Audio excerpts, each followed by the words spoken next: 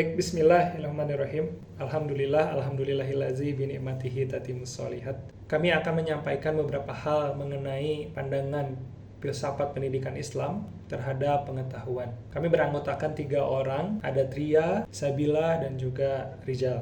Kami akan sedikit mengulas mengenai bagaimana cara pandang pendidikan filsafat Islam terhadap pengetahuan. Adapun pengertian ilmu, mungkin sudah kita sama-sama ketahui, baik itu dari segi bahasa ataupun istilah. Namun saya akan mengambil satu pengertian ilmu dari Kamus Besar Bahasa Indonesia yang mendefinisikan bahwa ilmu itu adalah pengetahuan tentang suatu bidang yang disusun secara bersistem menurut metode tertentu yang dapat digunakan untuk menerangkan gejala tertentu di bidang pengetahuan. Ilmu pengetahuan memiliki 2 arti yang berbeda. Pengetahuan itu sesuatu hal yang secara alami diketahui oleh manusia tersebut. Entah itu pengetahuan yang memang sudah diketahui sebelumnya atau pengetahuan yang memang baru diketahui. Adapun ilmu adalah suatu pengetahuan yang digunakan untuk mengetahui gejala-gejala tertentu di bidang pengetahuan itu sendiri. Namun ilmu ini didasarkan dengan sistem atau metode yang ada. Ilmu itu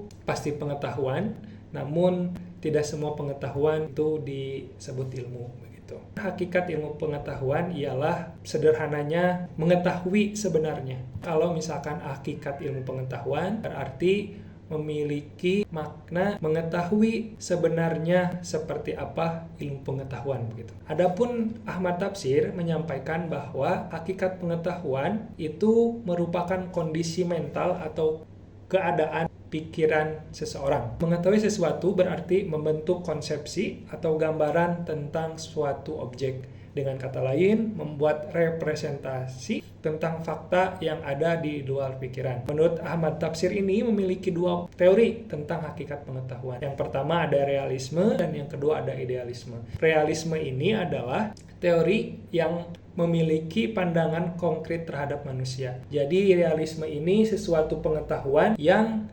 merepresentasikan sesuai dengan yang kenyataannya. Seperti misalkan yang kita ketahui suatu hal tentang bunga, misalkan bunga warnanya merah, dalam dunia nyatanya ternyata benar seperti itu gitu. Nah, adapun idealisme ialah bahwa tidak semua pengetahuan yang diketahui sesuai dengan fakta yang ada. Jadi tidak semua yang kita ketahui bahwa bunga itu merah dalam dunia nyatanya ternyata ada juga yang tidak merah dan sebagainya. Adapun jenis-jenis pengetahuan terbagi kepada beberapa bagian. Yang pertama ada pengetahuan biasa, pengetahuan ilmu, pengetahuan filsafat, dan pengetahuan agama. Baik, selanjutnya akan ada penyampaian dari teman saya yang akan menyampaikan tentang perintah Al-Quran untuk mencari dan menentukan serta mempelajari ilmu. Baik, sekian dari saya, Rizal Paturijani. Terima kasih.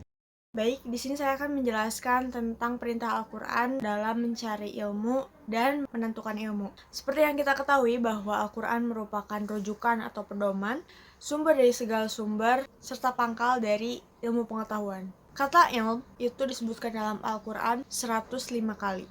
Bahkan dengan kata jadiannya bisa sampai 744 kata. Sumber lain menyebutkan bahwa Al-Quran menyebutkan kata ilmu sebanyak 854 kali. Sehingga tidak heran bahwa Islam memposisikan ilmu sebagai hal yang mulia.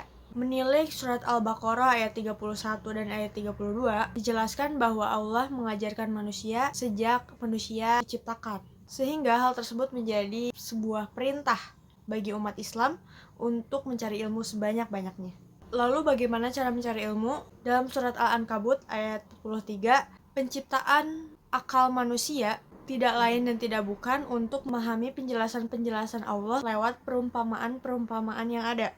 Lalu diambil hikmahnya untuk menjadi makna dan dijadikan pembelajaran. Manusia tidak akan bisa memahaminya jika tanpa ilmu dan pengetahuan. Dijelaskan pula bahwa dalam mencari ilmu tidak boleh tergesa-gesa. Mengapa hal tersebut tidak dianjurkan? Karena ini untuk menghindari kesalahpahaman dalam memahami pengetahuan. Lalu selanjutnya bagaimana cara kita mencari pengetahuan? Yang pertama, kita harus mencari tahu dulu tujuan kita mencari pengetahuan itu apa. Hakikatnya ilmu pengetahuan itu ada karena manusia itu diberi rasa ingin tahu akan segala hal. Dan dalam perspektif Al-Quran, ada beberapa cara untuk memperoleh pengetahuan. Yang pertama adalah metode hiwar, yaitu metode dialog atau diskusi. Metode ini digunakan karena memiliki dampak yang mendalam bagi para pendengarnya. Metode diskusi memberikan kesempatan bagi masing-masing orang menganalisa dan mengumpulkan pendapat. Lalu selanjutnya akan membuat kesimpulan dan menyusun alternatif pemecahan masalah. Yang kedua itu metode bertanya. Hal ini kembali lagi karena manusia diciptakan dengan rasa ingin tahu. Maka hal tersebut akan mendorong manusia untuk bertanya. Yang ketiga ada metode kisah. Hal ini dianggap cukup efektif karena dengan bercerita, para pendengarnya itu akan terpikat dengan kisah yang disampaikan. Yang keempat ada metode amsal atau perumpamaan. Dalam hal ini kita bisa melihat dari Al-Quran, perspektif Allah dalam mengajarkan umat manusia. Ada kalanya Allah mendidik manusia melalui perumpamaan-perumpamaan yang ada. Nah, cara seperti ini juga dapat dilakukan para pendidik dalam metode pembelajaran karena hal-hal yang abstrak itu akan menimbulkan suatu kesan yang mendalam bagi para pendengarnya. Lalu yang kelima ada metode teladan, yaitu seperti kita guru-guru pendidik sudah pasti harus memberikan teladan yang bagus bagi para siswa. Karena umumnya siswa cenderung akan mengikuti apa yang dilakukan oleh gurunya. Mengapa? Karena peniru adalah sifat alami manusia. Lalu yang terakhir ada metode komunikasi, bisa melalui hikmah ataupun nasihat. Dalam bahasa Indonesia, al-hikmah dimaknai sebagai kebijaksanaan. Sehingga pada dasarnya dalam berkomunikasi, kita akan memperoleh suatu pengetahuan. Mungkin itu saja yang bisa saya dapat sampaikan. Untuk materi selanjutnya akan disampaikan oleh teman saya. Saya Sabila, cukup sekian dan terima kasih. Materi selanjutnya yaitu sumber dan fungsi pengetahuan. Di dalam Islam, sumber pengetahuan itu ada dua. Yang pertama, Al-Quran. Yang kedua, hadis. Al-Quran ini selain pedoman hidup bagi umat Islam, juga termasuk ke dalam sumber pengetahuan Islam juga gitu. Bukan hanya di Islam saja, tetapi di dunia juga gitu. Di dalam Al-Quran ini terdapat ayat-ayat tentang fenomena alam dan seisinya gitu. Ada dua pembentukan ilmu pengetahuan dari Al-Quran ini. Yang pertama, meletakkan Al-Quran dan hadis sebagai konsep dasar atau inspirasi yang kemudian diriset atau dikembangkan dan lahirlah ilmu pengetahuan. Pertama, paling dasar itu adalah Al-Quran dan hadis. Dari situ, oleh para ahli dikembangkan melalui riset ilmiah, apakah benar apa yang tertulis di dalam hadis dan Quran itu ada kenyataannya.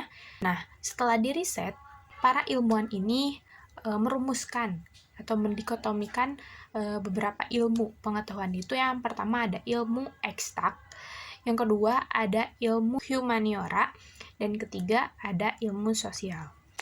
Nah, lalu Al-Quran dan hadis diletakkan sejajar dengan alam, fisik dan manusia. Maksudnya di sini tuh adalah Al-Quran dan hadis ini termasuknya ayat-ayat kauliyah, sedangkan yang alam ini termasuk ayat-ayat kauniyah. Dari kedua sumber ini tuh digabungkan, lalu diriset juga oleh para peneliti, lalu lahirlah ilmu eksak, humaniora, dan sosial. Nah, ketiga ilmu itulah yang ada pada Al-Quran gitu ya, dan hadis. Menurut para ahli filsafat, sumber pengetahuan ini ada tiga.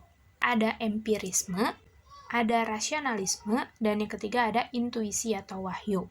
Empirisme ini adalah pengetahuan yang diperoleh dengan perantaraan panca indera. Paham empirisme ini berasal dari pengalaman gitu. Jadi kalau misalnya kita mengalami sesuatu, bisa saja pengalaman itu jadi pengetahuan untuk kita gitu. Nah, itu merupakan sumber pengetahuan gitu. Yang kedua ada rasionalisme. Nah, rasionalisme ini adalah paham yang mengatakan bahwa akal itulah alat pencari dan pengukur pengetahuan.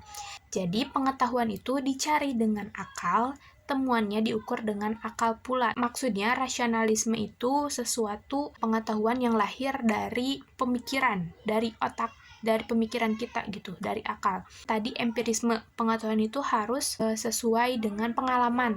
Sedangkan ini rasionalisme itu pengetahuan itu lahir ketika kita berpikir atau lahir dari akal gitu.